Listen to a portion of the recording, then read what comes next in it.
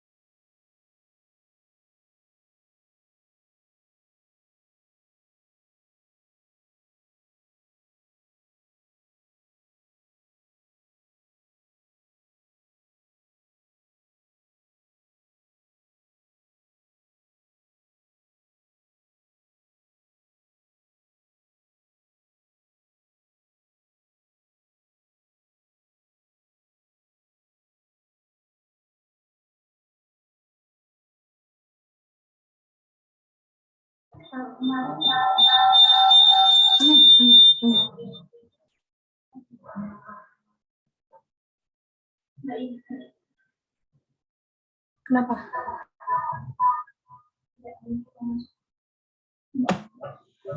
Ini dia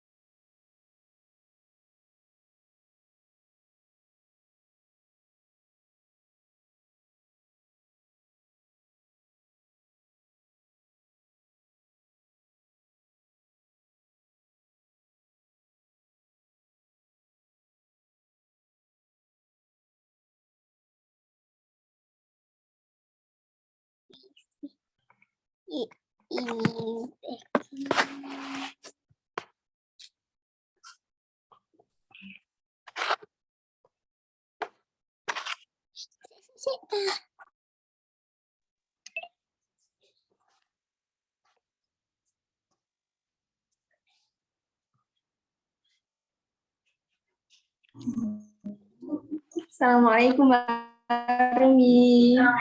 Waalaikumsalam. Sudah siap, Nak? Iya. Iya.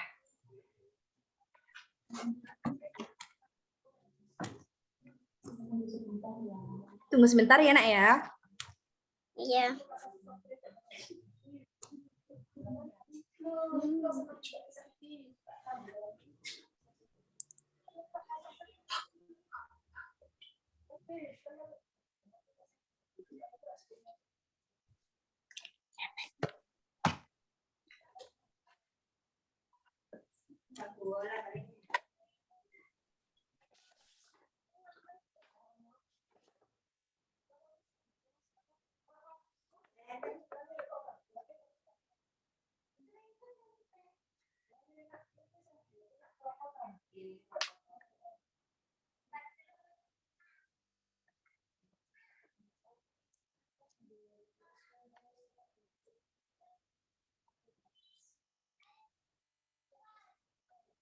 Wah,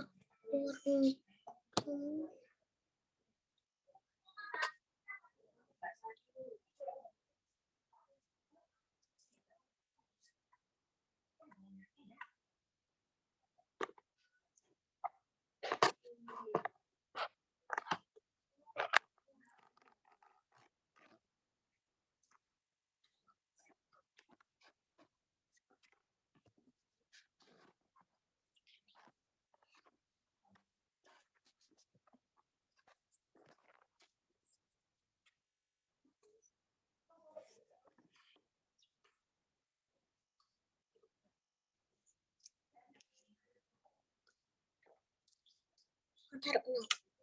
Situ.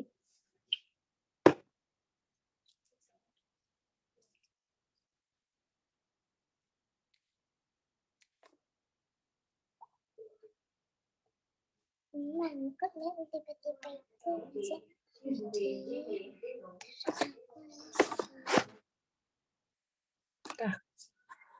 Nunggu temennya.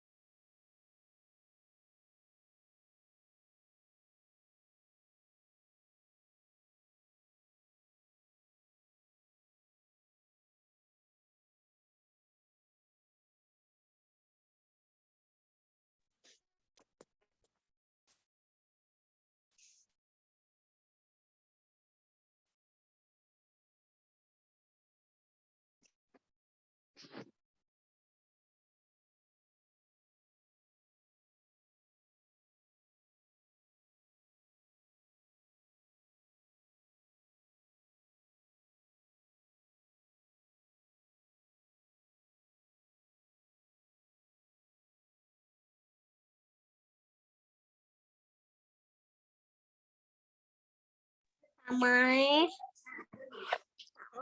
Jelek. Mai.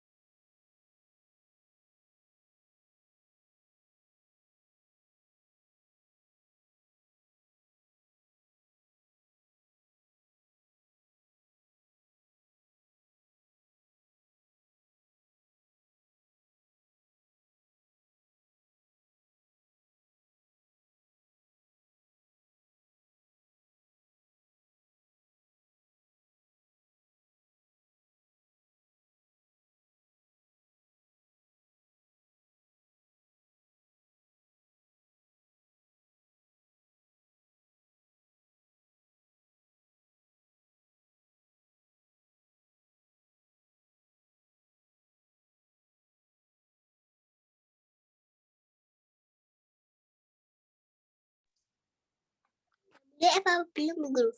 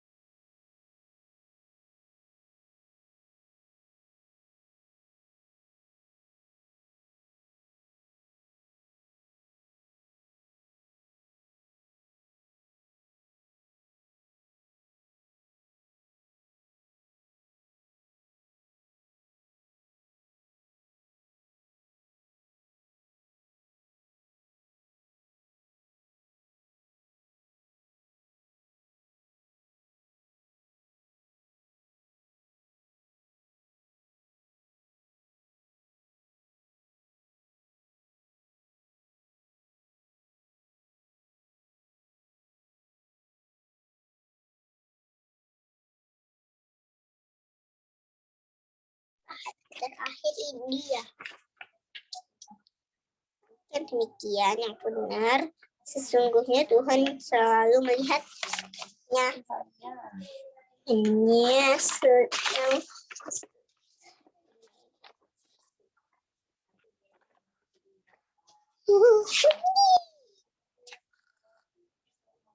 lama.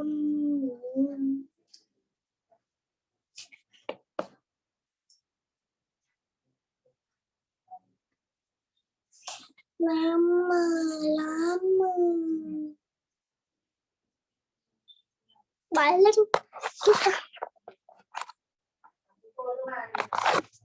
Hah?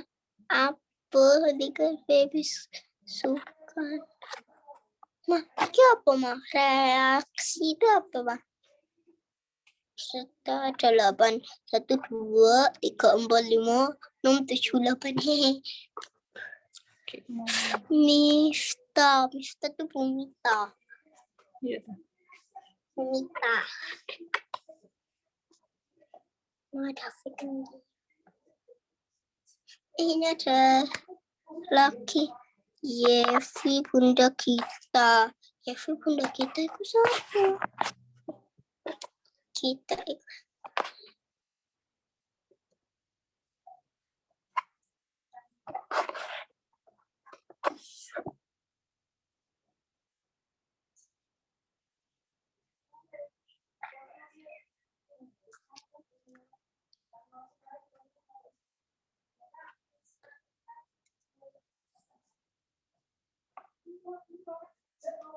Ada 9. ke-9 rata.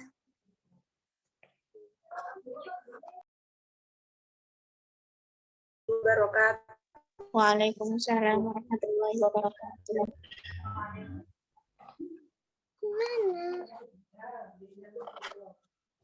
Mana? Hah? 10 jaringan. Ya benar. Bismillahirrahmanirrahim.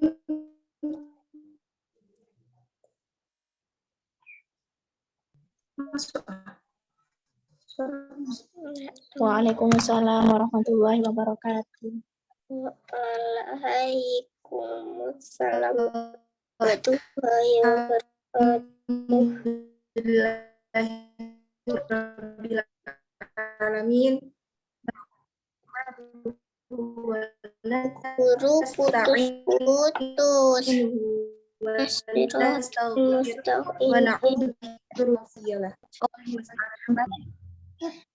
Alhamdulillahirrabbilalamin. Puji syukur kita panjatkan kepada Allah Subhanahu wa Ta'ala dan junjungan besar kita Nabi Muhammad Shallallahu Alaihi Wasallam.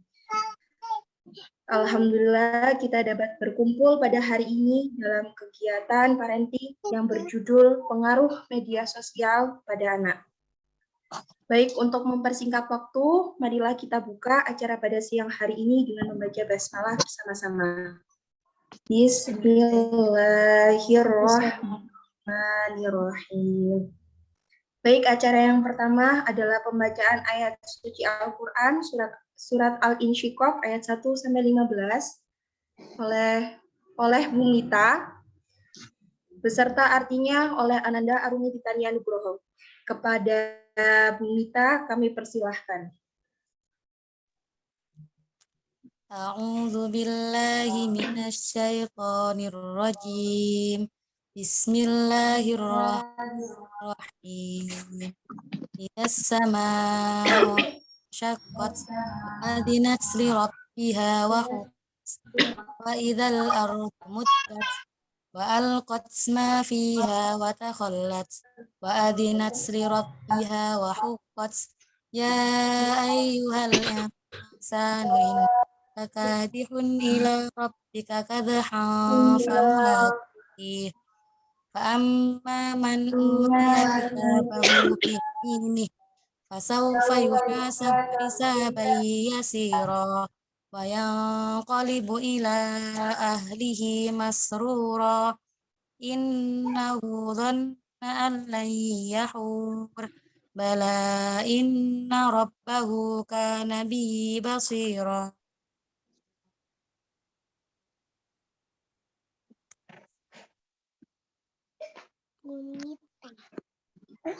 Baik, selanjutnya pembacaan arti Ganda Arumi. Waktu dan tempat kami persilahkan.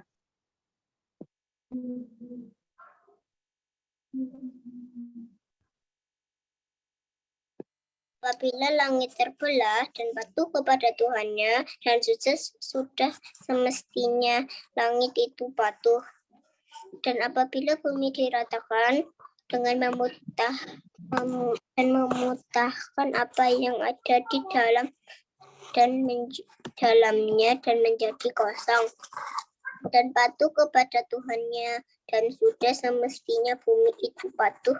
Pada waktu itu manusia akan mengetahui akibat perbuatannya. Hai manusia, sesungguhnya kamu telah bekerja dengan sungguh, pasti kamu akan sungguh-sungguh menuju Tuhanmu, maka pasti kamu akan menemuinya. Adapun orang yang diberikan kitabnya dari sebelah kanannya, maka dia akan diperiksa dengan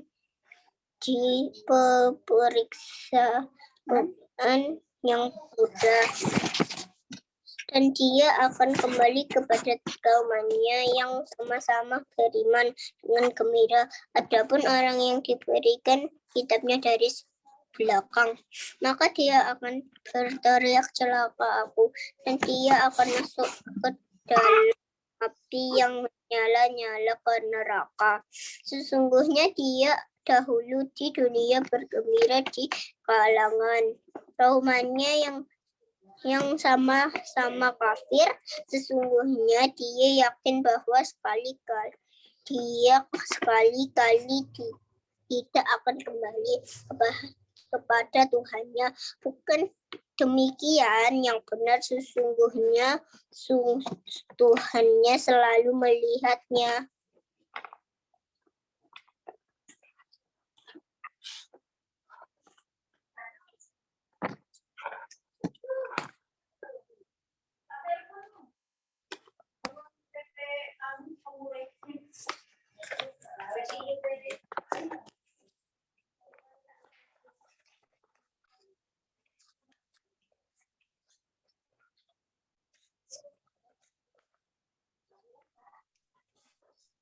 Masya Allah, tabarakallah. Baik, terima kasih untuk Munita dan Ananda Arumi.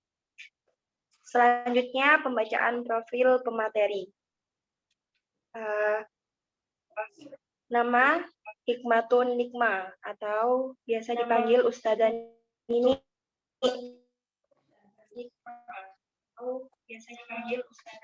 Di Surabaya, 25 November 1983. Alamat rumah beliau di Perum Kriya Sampurna Sejahtera Gang 4 nomor 3. Status beliau sudah menikah, ibu dari 5 anak. Pekerjaan beliau ibu rumah tangga, manajer bidang mutu Yayasan Insan Permata Malang. Kepala PAUD IT Insan Permata tahun 2014 sampai 2020.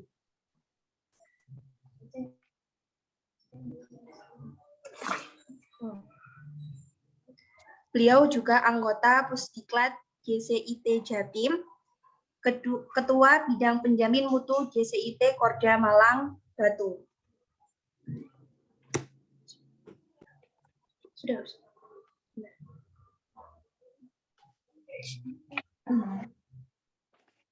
Kenapa? Selamat datang untuk Ustadzah Nini. Iya, selamat datang. Baik. Assalamualaikum, Ustadzah. Kami persilakan waktu dan tempat untuk Ustadzah Nini pada hari ini.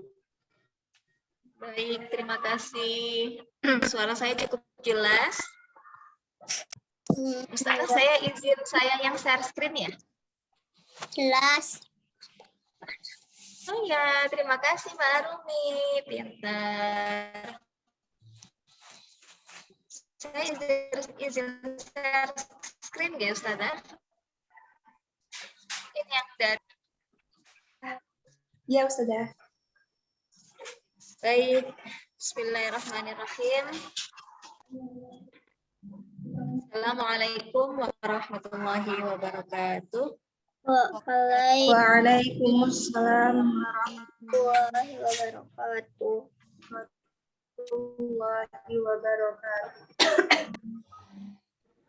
Ya, alhamdulillahirabbil alamin. Wa nasta'inu ala umuri dunya walillah wahdahu la syarikalah wa asyhadu anna Muhammadan abduhu wa rasuluhu la nabiyya ba'dah. Rabbi shrah li sadri wa yassir li amri wahlul 'uqdatam min lisani yafqahu qawli. Amma ba'd. Alhamdulillah, para bunda, asatidzah, guru semuanya yang dicintai Allah, apa kabar? Di hari Jumat yang barokah ini, Masya Allah ya, alhamdulillah kita ketemu. Mudah-mudahan semuanya sehat ya. Semuanya dalam lindungan Allah, dan Masya Allah ini hari agak mendung ya, jadi mungkin sinyal saya agak mendrip begitu ya. Nanti kalau ada hilang atau bagaimana langsung dijabil saja, langsung dikode begitu ya. Dan mungkin mohon izin kalau agak noise ya, agak ramai di sini karena memang ini situasinya juga sedang di sekolah. Ustadzah, saya manggilnya Ustadzah atau Bu Guru ini ya. Dan para bunda sekalian yang dirahmati Allah, Masya Allah ya, hari ini hari Jumat yang barokah. Sudah berapa banyak kita bersyukur kehadirat Allah Subhanahu wa taala atas sebuah kenikmatan yang diberikan kepada kita, ya. Nikmat sehat, nikmat Islam, nikmat iman, nikmat bersaudara, dan nikmat-nikmat yang lain ya. Berapa banyak dalam hal ini ya, di bab parenting ini, berapa banyak teman-teman kita gitu ya, teman TK mungkin, teman kuliah, teman SMP, SMA, belum ketemu sama jodohnya begitu ya. Kita yang rempong ya, mungkin dengan suami dan segala macam, lupa mungkin akhirnya bersyukur, ya Allah alhamdulillah nih aku udah ketemu sama jodoh aku begitu ya. Syukur yang selanjutnya, berapa banyak di antara teman saudara kita yang masih menjadi pejuang garis 2 ya, masih berjuang untuk kemudian dipantaskan oleh Allah mendapatkan rezeki seorang momongan begitu ya, seorang anak kecil. Boleh jadi kerempongan kita hari ini mengurus anak-anak ya, itu adalah sesuatu yang dirindukan oleh orang-orang yang lain yang sudah 10 tahun, 15 tahun, atau berapa tahun pun mereka sedang berjuang untuk mendapatkan kerempongan yang selama ini kita alami begitu ya. Maka meskipun ya kita itu rempong, sulit dan sebagainya, tetaplah kemudian bersyukur. Karena dengan syukur itu Allah akan menambahkan karunia, menambahkan rezeki, menambahkan jumlah anak gitu ya mungkin ya. Ada yang mungkin yang cita-citanya anaknya 5 kayak saya gitu ya. Masya Allah ya, tetap kita harus bersyukur ya. Mudah-mudahan kita digolongkan oleh Allah Subhanahu Wa Taala sebagai hamba yang pandai bersyukur. Ya. Ustazah Nadine atau Bu Guru ya, ini mohon saya nanti diingatkan kalau misalnya waktunya tinggal sedikit ya, karena kadang-kadang bablas begitu. Ya, alhamdulillahirabbil alamin. Mari kita sama-sama bersyukur. Bersyukur sekali lagi, bersyukur atas karunia ini ya. Kita lanjut ke materi ini. Nah, peran media sosial ya. Peran media sosial. Sebelumnya kita boleh deh cek di chat ya, kita bisa berinteraksi lewat chat, atau mungkin ada yang mau open mic langsung, saya persilakan biar kita lebih interaktif ya. Para bunda di sini sudah berapa kali ikut parenting? Baik secara online maupun offline, berapa kali? Ada yang sudah lebih dari 25 kali mungkin? Boleh di chat ya, kita biar bisa lebih hangat, lebih interaktif, dan bisa mengenal satu sama lain ya. Sudah siapa? Oke, nggak apa-apa sambil saya tunggu ya. Jadi memang parenting ini sekarang sudah menjadi sesuatu hal yang sangat mudah kita dapatkan ya. Di atas kasur aja, klik YouTube, udah ketemu sama Eli Risman ya. Yang mungkin kalau kita datangi seminarnya, kita harus mengeluarkan ratusan ribu begitu ya. Dari dapur kita klik aja YouTube udah ketemu Dr. Aisyah Dahlan gitu ya. Pokoknya sekarang tuh gampang begitu ya sama parenting. Nggak pakai bayar itu bisa. Tapi bukan tidak mungkin kemudahan-kemudahan itu ternyata membuat kita abai sehingga barokah ilmunya nggak dapat gitu ya. Ilmunya ngikuti, kegiatannya ngikuti, tapi ternyata apa sih ngomong apa, dan nggak gagal untuk bisa kita aplikasikan karena ilmu itu tidak semudah flash disk nancep ke laptop ya, hanya cuma direkam di otak tapi nggak dilakukan begitu. Nah itu yang bahaya begitu ya. Dan ini di sini saya cek beberapa bunda semua ya. Kalau ada suami di sebelah yang lagi mau persiapan Jumatan, mungkin digeser-geser dikit, ditarik-tarik dikit, ayo dong ya, sama-sama didengerin gitu. Bikinnya bareng-bareng, maka kita didiknya bareng-bareng begitu ya. Belajar parentingnya bareng-bareng juga, karena nggak ada kuliah untuk jadi orang tua ya. Jurusan mana? Fakultas mana? Universitas mana? Yang menyiapkan diri menjadi orang tua hebat? Nggak ada. Jadi dokter ada sekolahnya, jadi guru ada sekolahnya, jadi orang tua tidak ada sekolahnya. Maka mari kita bersama-sama selalu meluruskan niat. Yuk kita sama-sama memantaskan diri nih jadi orang tua hebat ya. Oke, belum ada chat masuk ya. Ustazah kalau misalnya ada chat masuk saya tidak melihat, boleh saya dibantu dibacakan ya. Ini bab Ya, baik Ustazah. medsos ya, peran medsos bagi perkembangan anak. Ya, peran medsos ya. Ada yang punya medsos, ayah bunda di sini? Oh, chatnya masih Oh ya sudah. Ya. Ada yang punya medsos? 2, 3, 4, 5? Apa aja? Berapa medsos yang kita punya? Para emak-emak milenial nih. Para macan, mama cantik, atau cansol. Berapa medsos yang dipunya, Bu? Ada Facebook, ada yang pasti punya ya, Facebook, Instagram, apalagi. Ada yang nggak punya medsos? Wah, Oh, 2. Oke, Mbak Arumi punya 2. Mamanya Mbak Arumi atau Mbak Arumi nih yang sudah punya medsos nih? Barakallah, cantik. Ya. Oh, Mama. Ya. Berapa banyak medsos yang kita punya? Kayaknya sudah nggak asing ya sama medsos ya. Apa sih medsos? Itu kayaknya udah nggak usah dibahas ya. Tapi apa peranannya dalam tumbuh kembang anak kita? Masya Allah, ternyata perannya sangat banyak dan sangat penting ya Bapak Ibu sekalian. Saya terbiasa ngisi parenting itu ada Bapak Ibu. Jadi mohon maaf kalau mungkin saya ada di sini ada bapak-bapak yang katut saya panggil begitu ya. Satu lagi saya disclaimer ya, saya di sini juga masih sedang berjuang ya Bapak Ibu. Seperti yang dilihat tadi, anak-anak saya juga masih kecil-kecil. Saya juga masih berjuang agar anak-anak saya bisa melewati masa tumbuh kembangnya dengan baik, jadi anak-anak solih-solihah. Jadi kita di sini sharing ya. Kita di sini sharing, berbagi. Kalau mungkin ada yang nggak sama, silakan, nggak apa-apa. Oh, kalau saya begini Ustazah, nah nggak apa-apa, silahkan ya. Artinya kita semua sedang berjuang, begitu ya. Bukan berarti saya sudah expert, anak-anak sudah jadi, enggak gitu juga ya. Melebu sekolah. Ya? Melok. Oh, iya. Oke, saya lanjutkan ya. Jadi sudah ngerti ya medsos itu apa ya? Itu medsos itu yang mana sudah ngerti insya Allah ya. Kita lanjutkan.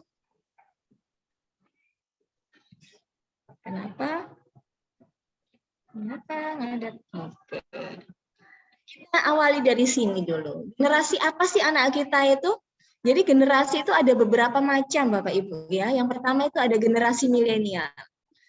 Sering bilang anak milenial gitu ya. Apa sih milenial itu? Ternyata yang milenial itu kita loh.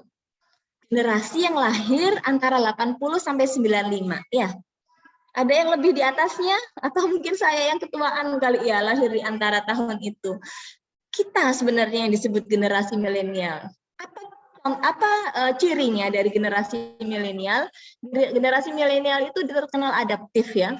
Generasi yang mungkin ketika dia lahir belum ada listrik begitu ya, listrik belum masuk ke desanya, sampai kemudian dia mengikuti sebuah perubahan teknologi yang luar biasa. Dulu nggak ada listrik pas lahir, sekarang sudah dudul-dudul aja sudah dapat segalanya. Nah, jadi generasi ini sangat adaptif, dia melek IT, tapi butuh perhatian dan mereka orang-orang yang terbuka. Itulah kita para orang tua dan guru ya, yang lahir di generasi itu. Lah anak kita apa dong namanya? Anak saya yang SMP, mungkin masih termasuk generasi ini ya, generasi yang lahir antara 96 sampai 2010. Apa cirinya? Mereka suka berkomunikasi, mereka mengumbar privacy, apa-apa share, apa-apa status gitu ya. Ya begitulah ya anak-anak mengumbar privasi ya, mereka mandiri, toleran gitu ya, nggak apa-apa gitu, dan mereka penuh dengan ambisi. Dan inilah anak-anak kita. Namanya Bapak Ibu juga bukan generasi milenial ya, tetapi anak kita masuk dalam kategori generasi alfa yang lahir antara 2010 sampai 2025. Benar ya Ustazah Bu Guru ya? Anak-anak kita lahir yang murid kita saat ini playgroup TK, TKB, SD itu lahirnya antara rentang usia ini. Mereka lah generasi alfa. Apa itu? Mereka generasi yang ekspresif, tidak suka terikat, mereka mudah tertekan dan tidak sabaran. Benar nggak Bapak Ibu sekalian, anak-anak kita kayak gitu? Ya, ini cuman berdasarkan riset ya, cocok nggak cocok ya seperti itu hasil risetnya. Kita lihat beda banget ya dengan kita dulu begitu. Kita dulu lahir nggak kenal media gitu ya, kita kenal gadget tahun ya mungkin SMP, SMA gitu ya. Mulai punya gadget sendiri begitu. Anak kita lahir ceprot, udah langsung status gitu ya. Aduh, udah langsung punya akun Facebook atau akun Instagram begitu. Beda banget sama kita dulu begitu. Jadi memang secara zaman itu sudah berubah ya. Ini lebih detailnya, mereka anak-anak kita generasi alfa itu yang seperti ini. Generasi pertama yang terbenam dalam teknologi seumur hidupnya. Kita perhatikan, seumur hidupnya. Kenapa? Karena sejak lahir mereka sudah kenal sama teknologi. Orang tuanya sudah mulai memoto, dijepret, dikasih ke medsos, dan seterusnya. Dikenalkan dengan, ya begitulah. Anak-anak kita yang 2 tahun mungkin sudah pinter gitu ya, mainan yang touchscreen gini-gini, scrolling begitu ya. Mereka juga dikenal sebagai the glass generation atau generasi layar kaca yang menjadi medium utama cara mereka berkomunikasi. Maka ketika anak-anak zaman sekarang hilang gitu ya, nggak ketemu, nggak usah diubek-ubek di mana, cari aja di medsos, cari aja di Facebooknya, cari aja di Instagramnya gitu, cari di teman-teman medsosnya, nanti ketemu. Atau mungkin cari di akun FF-nya atau akun selain FF itu apa? Ya macam-macam itu ya. Nah, seperti itu anak-anak kita. Gak hilang kemana-mana. Cari aja di depan layar kita, kita akan bisa berkomunikasi dengan mereka di situ. Mereka adalah anak-anak yang kreatif, share, like, love, gitu ya. Seperti itu anak-anak itu. Kalau masih TK memang mungkin belum gitu ya, tapi mereka sudah kenal ya, sudah kenal dengan medsos, sudah kenal dengan game, sudah kenal dengan YouTube dan segala macamnya. Ya, maka zamannya sudah berubah ya. Maka cara perlakuan kita itu juga harus sudah berubah, tidak seperti bagaimana orang tua kita memperlakukan kita.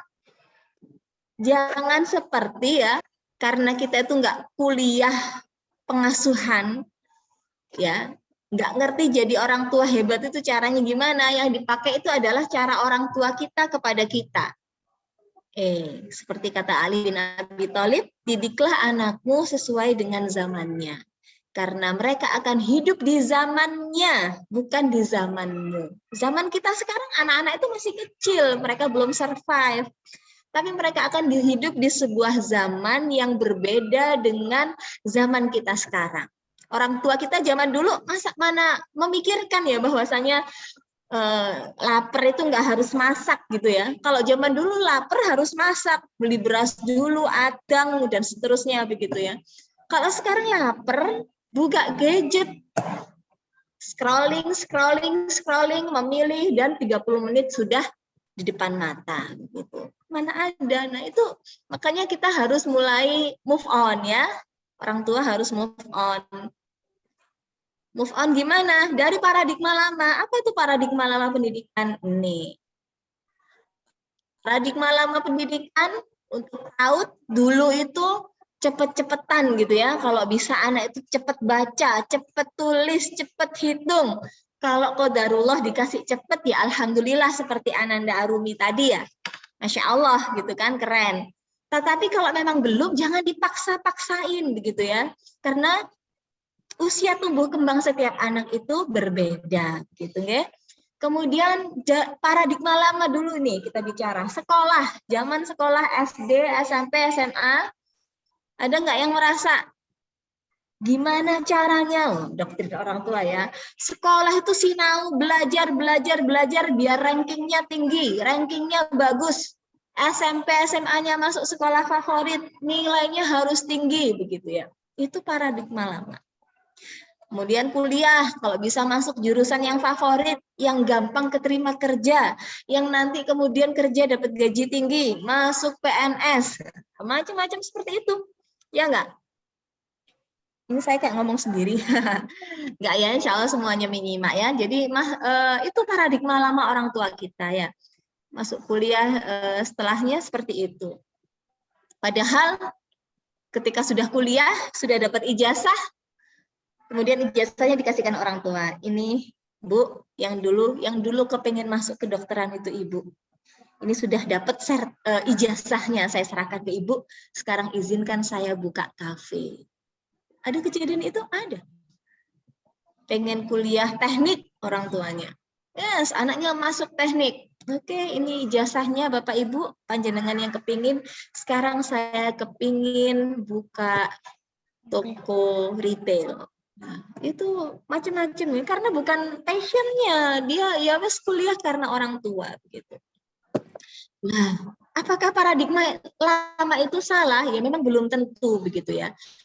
Tetapi sekali lagi mari kita mempersiapkan anak-anak kita sesuai dengan zamannya. Bagaimana paradigma baru dong? Yang baru gimana dong? Nah, ini paradigma baru untuk PAUD, mari kita tuntaskan tumbuh kembangnya.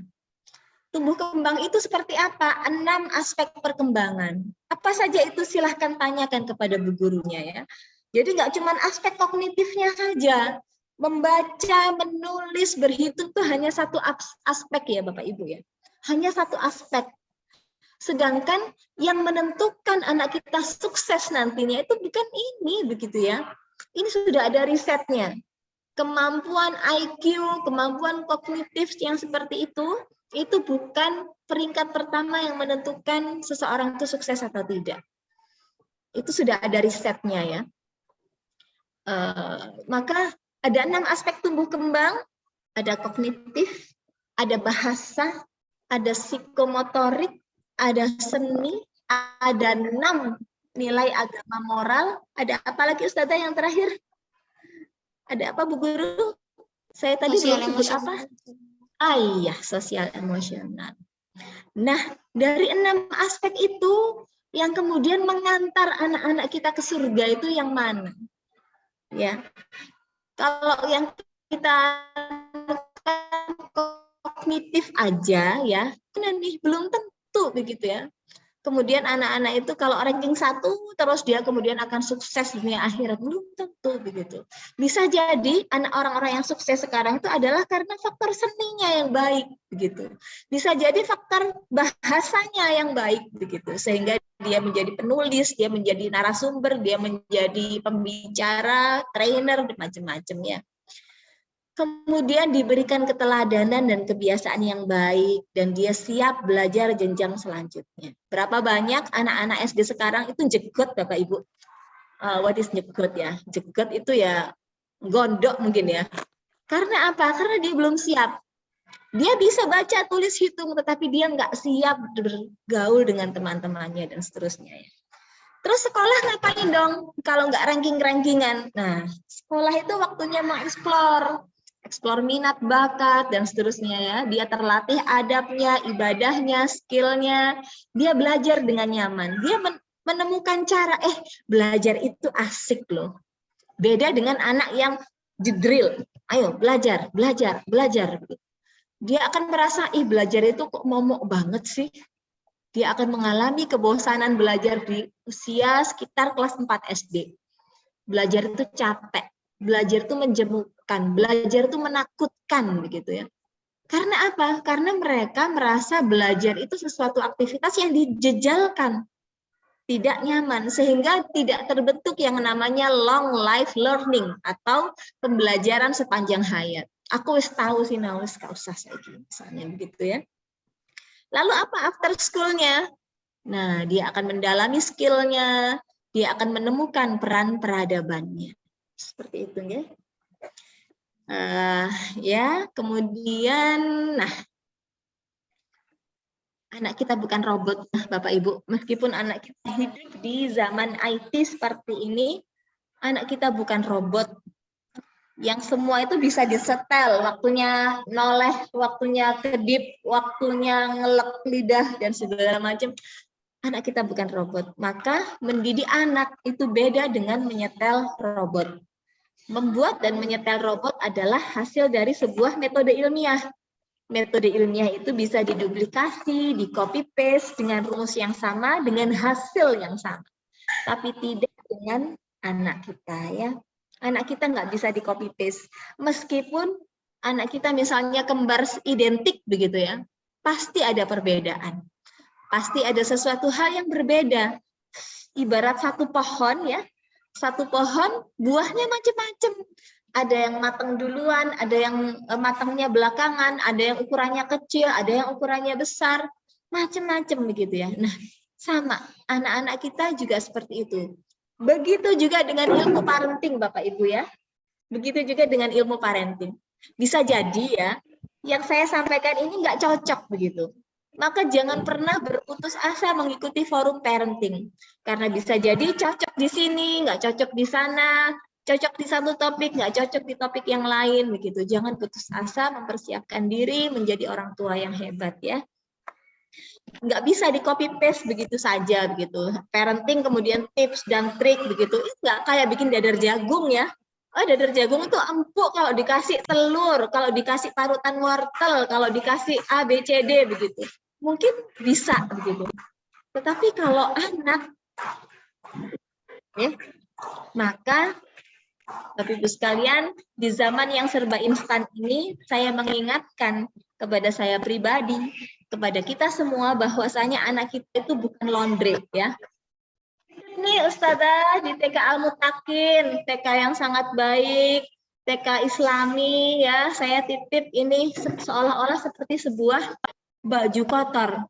Anak kita yang mungkin hanya banyak, belum bisa ngaji, belum bisa baca, masukin aja ke Al-Mutakin. Kupiuk, dientas sudah bersih. Ada yang merasa kayak gitu? Anak kita bukan baju kotor yang dimasukkan ke laundryan ya. Anak kita juga bukan catering gitu ya.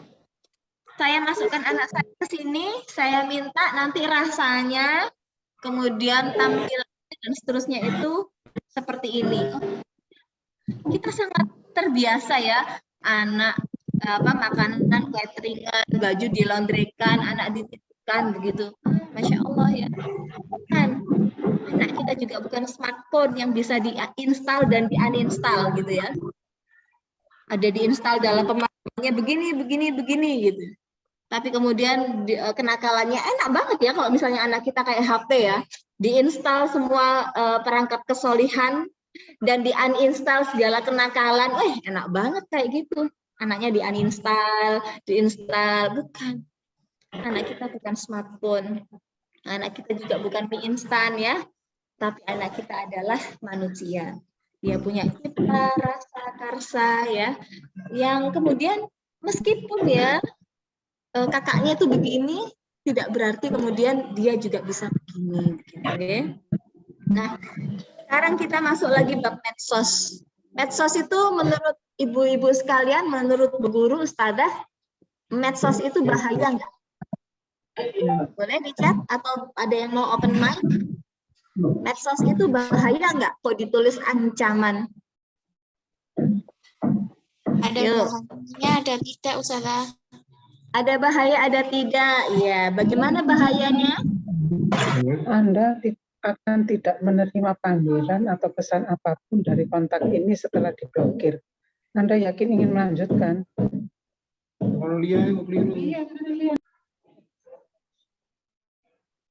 Ya. Monggo, ada yang mau share? Medsos itu bahaya nggak? Ada bahayanya, ada nggak bahayanya? Bahayanya, nggak bahayanya dulu wes. Nggak bahayanya apa, Bu? Kalau nggak bahayanya itu bisa menambah pengetahuan, Ustazah. Oke, betul. Kemudian bahayanya tergantung penggunaannya, Ustazah. Ya, Insya Allah ya. Ibarat pisau, nggih. Ibarat pisau. Pisau itu bahaya apa enggak? Sama, tergantung penggunaannya. Kalau penggunaannya tepat, ya akan manfaat. Bayangkan di dunia ini nggak ada pisau. Kita mau gunakan potong-potong pakai apa gitu ya? Masak-masakan itu disuruh ngerokot-ngerokoti, begitu kan susah ya. Tapi kalau bahayanya iya bisa ketusuk, bisa berdarah, macam-macam. Sama dengan medsos ya. Jadi kita sudah hidup di zaman medsos, bukan berarti kemudian anaknya ada YouTube, ada Facebook. Jangan-jangan, jangan-jangan. Wah, jangan asem, jangan bayem begitu ya. Ya kita hidup di dunia seperti ini begitu ya. Memang ada, maka kita kenali dulu apa bahayanya, apa ancamannya, sehingga kemudian kita lebih waspada ya. Yang pertama adalah adiksi. Adiksi itu kecanduan. Adakah anak-anak yang sudah adiksi dengan medsos? Ada. Karena medsos itu bisa sudah menjadi kayak game itu sudah seperti medsos saja begitu ya. Mereka eksis di sana, mereka punya teman baru di sana begitu ya. FF misalnya, main FF itu sudah kenal dari mana? Temennya dari jauh gitu ya. Ternyata kenalnya di situ, di game. Adiksi itu kecanduan ya. Kecanduan. Bagaimana anak kita disebut kecanduan? Kalau di Jerman ya, 15 tahun yang lalu, seseorang anak yang melihat televisi lebih dari 2 jam sehari itu sudah disebut edik. Sudah disebut kecanduan. Nonton TV 2 jam. Tapi 2 jamnya nggak kok Ustazah ya, sejam, segini, setengah jam, tetap aja. Kalau sudah 2 jam itu berarti sudah edik. Anak kita berapa lama nih nonton YouTube, nonton Facebook, main game online ya, gamenya game online yang kemudian terhubung satu sama lain. Berapa lama tuh? Yang kemudian dia banyak cerita-cerita serem ya, meninggal di game online begitu. Karena apa? Nggak sempat makan, nggak sempat itu karena 24 jam di depan layar, dehidrasi, meninggal. Kita kenali, enggak segitunya kok anakku begitu. Oke, tapi kita ini jadikan sebagai sebuah kewaspadaan ya. Kita kan nggak pernah minta ya, anak yang kayak gitu itu anak kita. Ya bisa dibilang, itu apa sih wong tuane. Gitu. Tapi ya siapa yang tahu gitu ya, kalau keapesan itu akan terjadi kepada kita begitu. Naudzubillah, kita bermohon kepada Allah anak-anak kita dilindungi, dijauhkan dari adiksi-adiksi. Yang kedua pornografi. Masa sih gitu ya. Masa sih pornografi begitu. Jauh amat. Masya Allah ya. Dunia industri pornografi itu sudah sangat smooth. Sangat halus masuk ke relung-relung dada hati sanubari anak-anak kita. Memang nggak langsung vulgar, jebret, porno gitu. Enggak. Mereka smooth dulu. Dari bonekanya cantik-cantik, bajunya sopan-sopan, itu dulu digiring, seneng lihat si ini, lama-lama kemudian si ini, kemudian bajunya kok jadi naik ya, semua ada levelisasinya ya. Kalau sudah sering mengikuti itu, ternyata si boneka ini, bajunya kayak gitu cantik ya, gitu, sampai kemudian lama-lama kemudian, lah kok ternyata hamil, begini begitu, ya. Sekali lagi ini adalah kewaspadaannya, kewaspadaan yang harus kita benar-benar perhatikan begitu ya. Kita harus benar-benar perhatikan. Nah, betul dari iklan. Kata Ustadzah Putri ya, dari iklan. Enak-enak lihatnya apa begitu ya, jebret murah-murah ada yang lewat gitu ya. Mungkin kita sudah membekali keterampilan, Dek, kalau ada orang nggak pakai baju langsung di-skip begitu. Tapi lama-lama bisa jadi anak-anak kemudian jadi, apa sih? Jadi pengen tahu. Anak-anak itu rasa ingin tahunya kan besar ya. Apa sih gitu. Kemudian, gitu, dan sebagainya ya. Ya, ini kewaspadaan. Yang ketiga, apa kewaspadaan yang selanjutnya yang harus kita, ini games ya.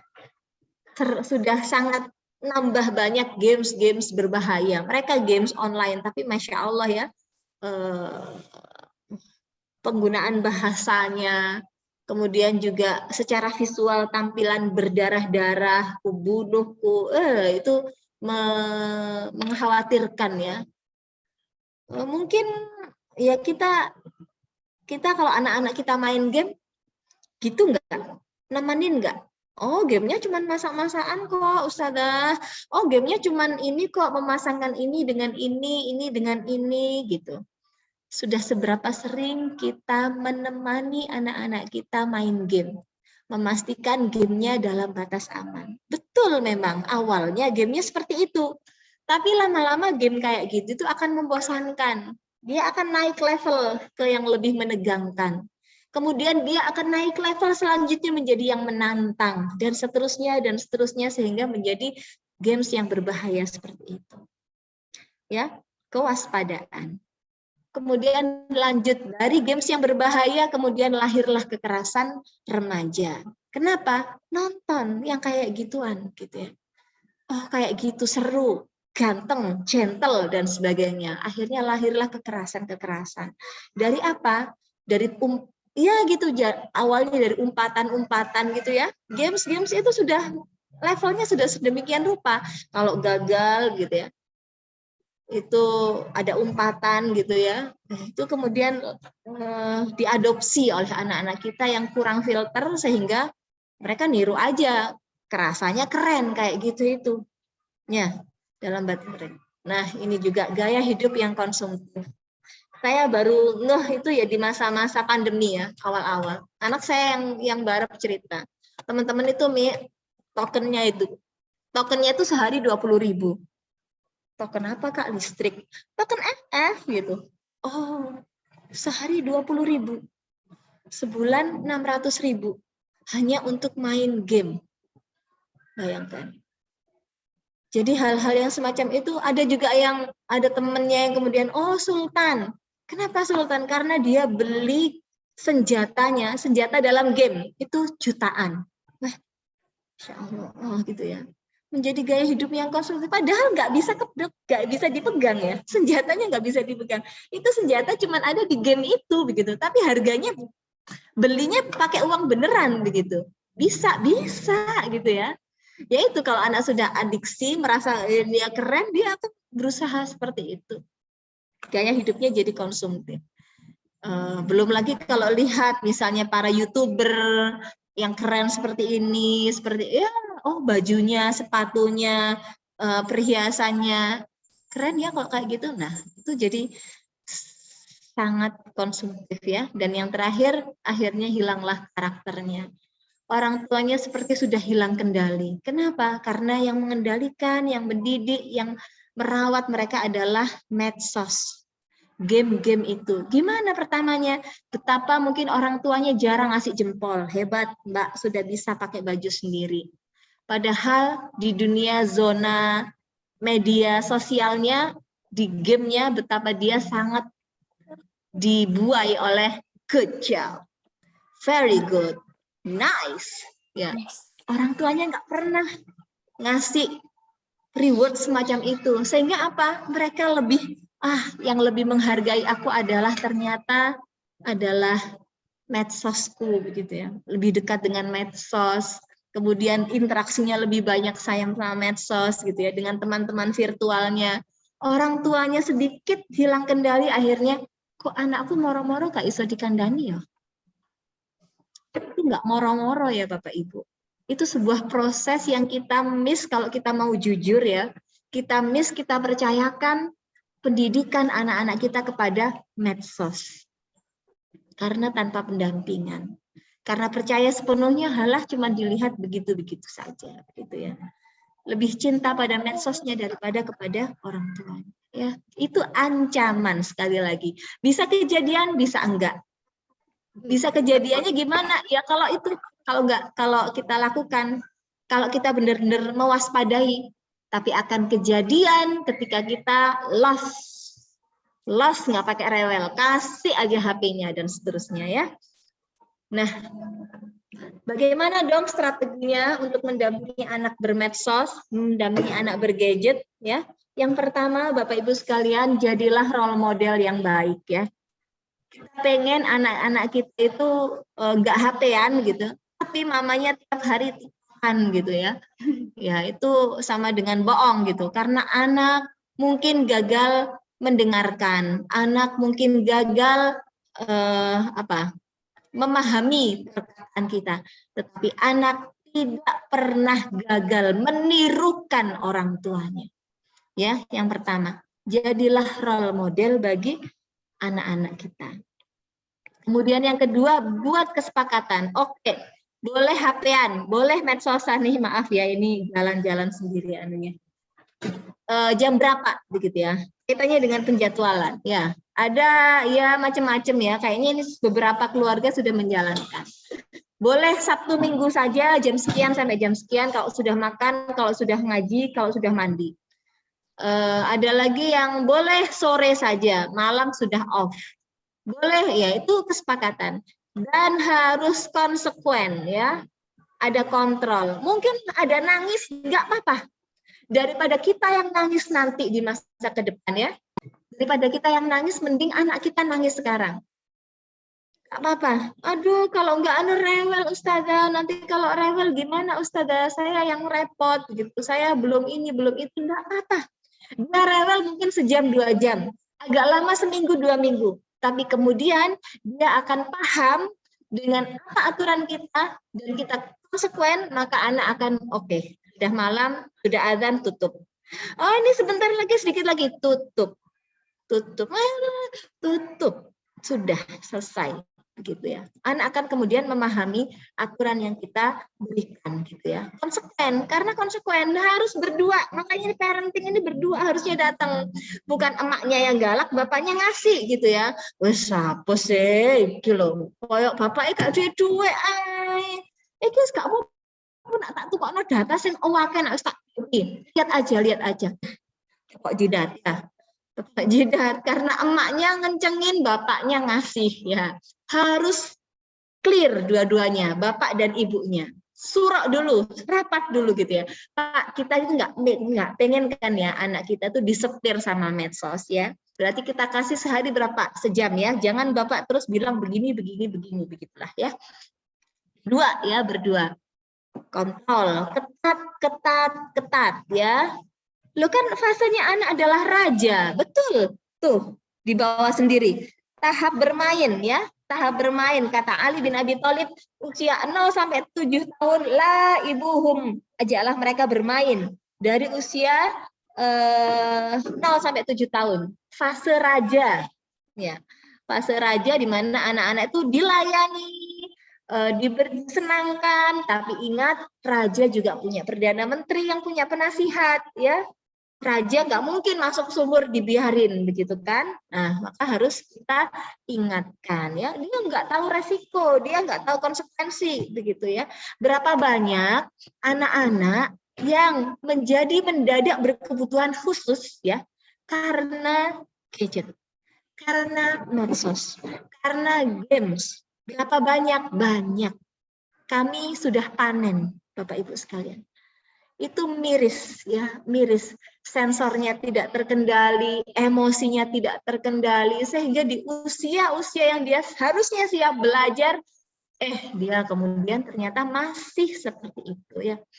Masih gendong, masih belum verbal, malu masih belum bisa ngomong dan seterusnya. Itu kan bukan anakku. Yes. Alhamdulillah kalau bukan anak ibu. Tapi jadikan itu sebagai sebuah kewaspadaan. Dan jangan lupa, jangan larangan-larangan doang, tapi berikan reward ketika dia sudah konsekuen dan konsisten dengan apa yang kita bukan ya. Udah ini, kita kan kepingin ya anak kita tuh solih dan cerdas gitu ya. 2 hal harapan orang tua itu anak-anak kita bisa solih dan cerdas. Ya, ini era milenial ya. Untuk anak-anak generasi alfa, apa yang harus kita lakukan? Waktu saya kayaknya sebentar lagi ya, ini sudah jam 11. Yang pertama adalah pendidikan agama, maka Masya Allah sudah sangat tepat panjenengan semua memasukkan anak-anak kita di TK Islam Al-Muttaqin ya. Di TK Islam Bu, karena pendidikan agama itu pertama dan utama. Ya, pertama dan utama. Itu yang akan menyelamatkan kita dunia dan akhirat. Maka investasikan pendidikan anak-anak kita kepada sekolah Islam ya, kepada sekolah Islam.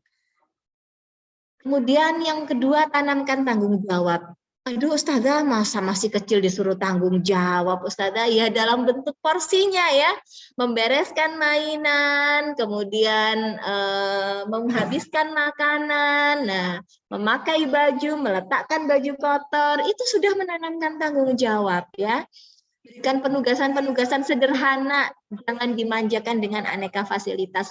Saya tahu, Ibu Guru tahu, mungkin panjenengan bisa membelikan pampers sampai anak kita usia 20 tahun gitu ya. Tapi jangan kemudian anak itu dipampersin terus sampai sekolah, sampai usia SD, sampai usia SMP, nggak mungkin juga ya. Tapi itu penyakit orang tua di zaman milenial ini. Aduh Ustazah, nanti najis gimana dong? Ih, emang zaman Nabi nggak ada najis. Dari dulu pipis itu najis. Tapi orang tua itu mau nggak? Ya, orang tua itu mau nggak didik anaknya mengenal sensor tubuhnya. Nak, kalau perutnya sudah menegang, ada yang mau keluar, itu namanya kebelet pipis. Bilang sama bunda kita ke kamar mandi. Ada nggak? Udah Ustazah repot, Ustazah enak gitu aja lah, udah penuh. Setiap hari bapaknya ngasihnya 10 juta, Ustazah gimana nanti saya ngabisinnya kalau nggak beli pampers. Udah nggak apa-apa Ustazah, sampai kapan? Itu akan menjadi sebuah beban tanggung jawab ya, beban sensori, beban tumbuh kembang yang manen siapa? Yang manen guru TK-nya ya. Insya Allah di LTK Al-Mutakin tidak ada ya anak-anak yang masih pakai pampers di TK ya. Kemudian ya tanggung jawab, kemudian ajak dia bersosialisasi di dunia nyata agar dia tidak hanya berkomunikasi menemukan informasi di dunia maya saja ya. Benar memang di dunia maya itu lebih menarik ya dengan visual grafis yang indah gitu ya.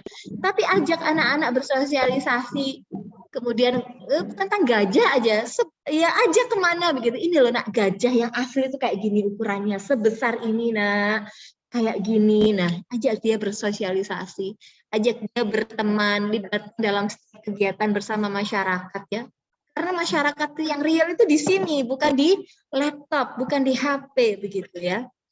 Jadilah sahabat anak. Nah, ini yang susah ya. Orang tua sebagai sahabat anak. Jadilah orang tua yang asik, orang tua yang enak diajak ngobrol. Jadilah pendengar yang aktif, teman bermain yang menyenangkan. Bukan apa-apa judgement, kamu itu dasar emang males. Lah emang kamu gimana? Itu nyalah-nyalahin anak. Aduh, ya segitulah. Mamaku nggak asik, lebih asik kan teman aku di Facebook, lebih asik kan temanku di game, apa-apa aku disalah-salahin, lebih asik main game, aku dikasih reward terus. Nah, ya, peran kita digantikan oleh medsos ya. Kemudian luangkan waktu. Ini juga investasi ya. Dampingi Ananda belajar, membacakan cerita setiap malam, terlibatlah secara antusias ya, nggak cuman oh ya, sambil mamanya scrolling begitu ya. Ya itu Masya Allah ya, itu memang kendala kita semua ya, kendala kita semua di masa-masa seperti ini. Tapi marilah kemudian kita taubat ya. Kita insaf bahwasanya ya Allah nggak boleh kayak gini. Saya sendiri juga kadang-kadang ya pengen lah ya me time gitu ya, lihat-lihat kabar gitu. Tapi anak saya 5 begitu, semua minta perhatian begitu. Oke, taruh HP. Apa nak? Gitu ya. Mudah-mudahan bisa seperti itu. Jadilah idola. Jadi orang yang dikagumi keberadaannya, dikagumi masakannya, ceritanya, ngajinya gitu. Pokoknya nasi goreng terbaik di dunia itu nasi gorengnya mama. Teh yang paling enak tuh buatan Bunda. Masya Allah, jadilah orang yang selalu dikagumi. Ini sedikit saja ya, ini orang yang namanya David Gaines, pria yang meraih 5 gelar sarjana secara bersamaan. Ia belajar dengan giat dan tidur hanya 3 jam setiap hari. Sebulan setelah kelulusannya, ia justru meninggal di kolam renang karena tidak tahu cara berenang. Miris ya. Pinter, gelarnya banyak, titelnya banyak, sinau tok, jare wong Malang. Tapi ternyata itu tidak mampu menolongnya. Karena apa? dia nggak tahu caranya berenang. Akademik saja tidak cukup. Ya, sebanyak apapun kita dan harta, kita akan kembali kepada Allah Subhanahu wa taala, nggih. Dan apakah kelima ijazahnya itu akan menolongnya di akhirat? Maka siapkanlah anak kita untuk menjadi apa? Jadi apa ya? Ini yang tadi saya sebut. 3 hal ya yang harus ditanamkan orang tua itu, attitude-nya, adabnya, adab kepada Allah, adab kepada sesama, dan adab kepada makhluk yang lain. Adab kepada bumi ini. Bukankah manusia itu diciptakan untuk menjadi khalifah fil ard, pemimpin bumi, bukan perusak bumi, ya. Maka adab kita terhadap lingkungan itu apa? Buang sampah misalnya, ya. Memilah sampah contohnya. Itu attitude. Kemudian ada knowledge. Knowledge itu yang pengetahuan tentang literasi. Literasi itu bacaan ya. Seberapa suka anak kita membaca, atau anak kita lebih suka scrolling. Kemudian tentang basic science, numeration atau tentang berhitung, social experience itu pengetahuan sosial ya, pengalaman sosial, skill ya. Ini tadi yang tadi David James nggak dapat ya. Dia terlalu sibuk dengan knowledge sehingga dia tidak punya skill, sehingga itu yang kemudian merenggut nyawanya ya. Harusnya kan dia punya critical thinking. Ini aku di kolam nih, aku nggak bisa renang nih. Aku harus gimana begitu? Itu harus ada begitu. Ini ada basah nih, tumpah nih. Aku harus ngapain? Nah, kita itu ajarkan kepada anak-anak kita tentang critical thinking semacam itu. Jangan semua langsung dihandle. Pak, basah-basah, saya mikir-mikir mama mau ngepel. No. Yang namanya design thinking itu bisa kita ajarkan dari kecil. Nah, ini ada basah. Kalau kamu lewat sini apa yang terjadi? Jatuh, mah, kepleset. Berarti harus kita apakan, nak? Ya, dielap, dikeringkan. Caranya gimana, nak? Pakai lap. Nah, itu cara mendidik anak kita menjadi seorang yang memiliki critical thinking. Tapi kalau kita nggak terlalu telaten ya, mikir-mikir tak latih begitu. Nggak punya dia critical thinking semacam ini. Ada creativity, ada communication, ada collaboration, ada life skill. Ini skill-skill yang harus dimiliki keterampilan anak-anak generasi alpha ya. Dan Masya Allah ya, ini sudah akhir slide saya ya. Kelak ya jika kita menua. Ada ya, mudah-mudahan ya kita diberikan oleh Allah umur yang panjang yang bisa membersamai anak-anak kita mulai dari bayi, nganter ke PAUD, nganter ke TK,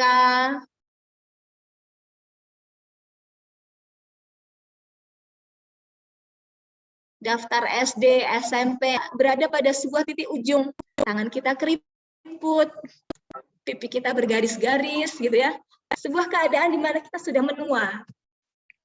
Jalan sudah berat gitu ya, punggung sudah nggak kuat, suara sudah nggak lantang begitu, sudah tidak jaya lah ya, sudah nggak jaya, mungkin sudah pensiun, harta juga sudah tinggal sedikit.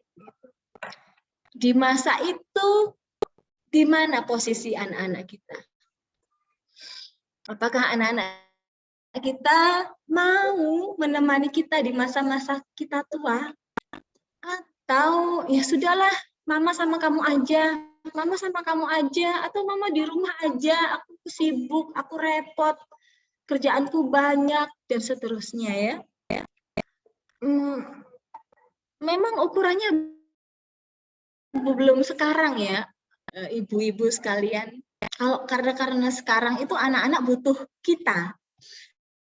Ngendel kemana-mana. Ukurannya bukan sekarang. Tapi ukurannya itu nanti. Dan apa yang bisa menyebabkan anak-anak itu mau sama kita, membersamai mertua kita, atau bahkan tetap membersamai kita meskipun kita sudah di liang lahat dalam doa-doanya, itu adalah bonding ya, ikatan. seberapa terikat hati anak kita dengan kita. Itu sangat tergantung apa yang kita lakukan sekarang. Kata seorang ulama, bisa jadi seorang orang tua itu menjadikan anaknya yatim, seyatim-yatimnya. Padahal dia orang tuanya ada, tapi anaknya diyatimkan. Dia diasuh oleh materi, diasuh oleh ATM, diasuh oleh gadget, gitu ya. Dan anak ini tidak punya kasih sayang, tidak punya ketergantungan, tidak punya ikatan dengan orang tuanya, sehingga ya sudah, nanti kalau mama sudah tua, bunda sudah tua, begitu ya sudahlah, ya di situ aja. Maka yang kita lakukan sekarang ini adalah mengikat sekuat-kuatnya bonding kepada anak-anak kita. Sekuat-kuatnya. Karena kita tidak bisa gandoli mereka seumur hidup kita. Dia akan mungkin pergi ke Mesir untuk belajar. Dia akan pergi ke Jakarta menuntut ilmu di UI misalnya. Kalau bonding itu kuat, perasaan kita akan terikat. Akan terpaut. Ada teman yang ngajak maksiat, kayaknya mama nggak akan suka kalau aku kayak gini. Ada teman yang ngajak makan yang haram, kayaknya bundaku nggak mau kalau aku gini. Itu bonding. Walaupun terbentang jarak, tapi kuat. Mamaku kok diem aja ya, aku ada yang salah kayak. Itu bonding yang kuat. Dan sekarang di masa-masa kita, anak-anak kita TK, kita tanam bonding itu kuat-kuat. Kita luangkan waktu, kita luangkan tenaga, kita luangkan perhatian kita untuk mereka. Dan itulah yang kemudian menjadi memori indah buat mereka. Dan Masya Allah, mudah-mudahan dengan demikian, Allah mengizinkan anak-anak kita tumbuh menjadi anak-anak yang solih-solihah, yang mengerti jasa bapak ibunya, dan selalu membersamai hingga nanti reunian di surga ya. Wallahu a'lam bishawab. Mungkin itu yang bisa saya sampaikan ya. Mohon maaf kalau mungkin terlalu panjang Ustazah. Saya akhiri di sini. Wassalamualaikum warahmatullahi wabarakatuh. Waalaikumsalam warahmatullahi wabarakatuh. Masya Allah, terima kasih atas pemaparan materi yang sudah disampaikan Ustazah. Atau mungkin dari Bu Guru, mungkin bisa on mic atau lewat chat, begitu.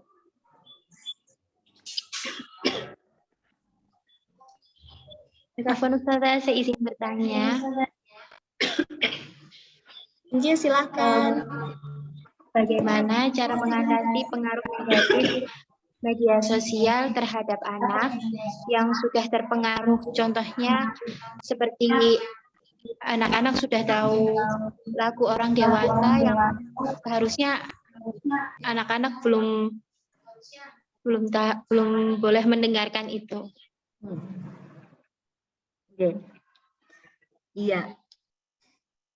Terima kasih Bunda Nadine.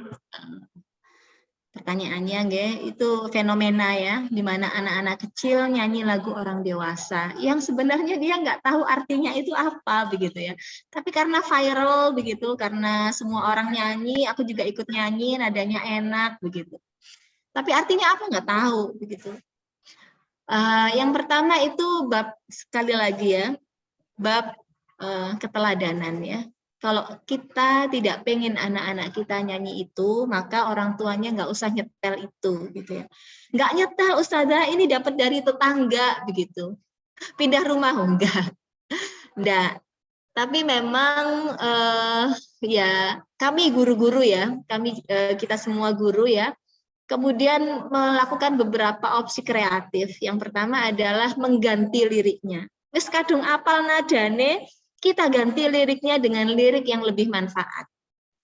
Begitu. Ya, apa ya, dulu itu pernah sangat viral begitu ya. Akhirnya kita ganti dengan lirik yang lebih Islami, lebih sopan begitu.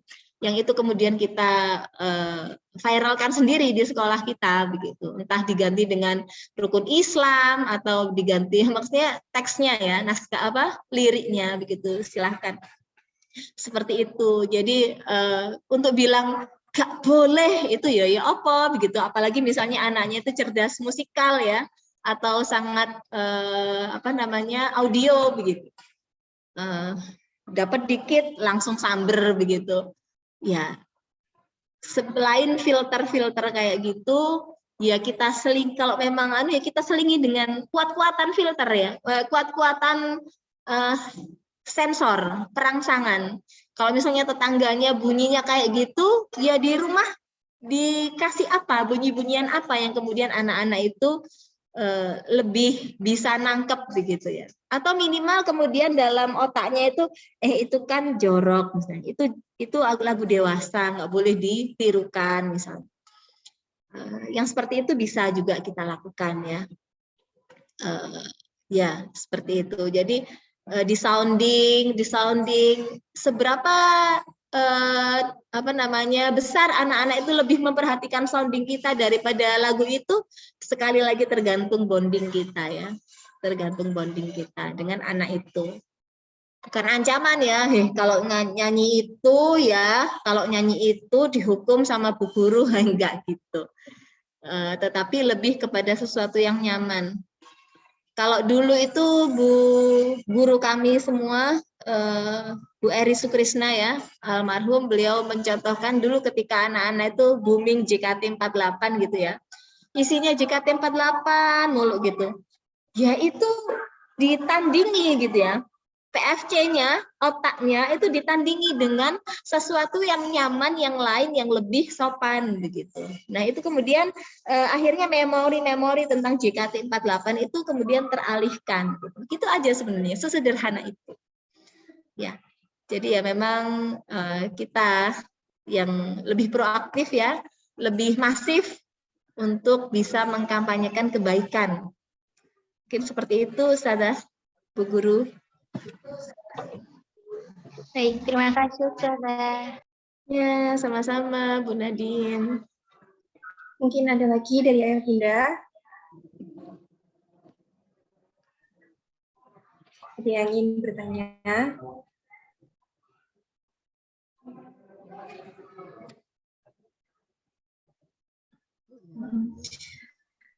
Alhamdulillah acara pada hari ini berjalan lancar. Terima kasih Ustazah Jazakallahu khair yang sudah berkenan menyampaikan banyak sekali ilmu, dan terima kasih juga kepada Ayah Bunda yang sudah berkenan hadir. Semoga materi yang disampaikan dapat bermanfaat bagi kita semua. Baik, kita tutup acara pada siang hari ini dengan mengucap hamdalah bersama-sama dan pembacaan doa kafaratul majlis. Alhamdulillahirabbil alamin. Subhanakallahumma wa bihamdika asyhadu an la ilaha illa anta astaghfiruka wa atubu ilaik. Dan dari kami terima kasih, mohon maaf jika ada salah kata. Jazakallahu khair. Wassalamualaikum warahmatullahi wabarakatuh. Waalaikumsalam warahmatullahi wabarakatuh. Oke, terima kasih. Terima kasih Ustazah, jazakallahu khair. Izin undur diri. Mohon maaf lahir batin. Assalamualaikum. Waalaikumsalam warahmatullahi wabarakatuh.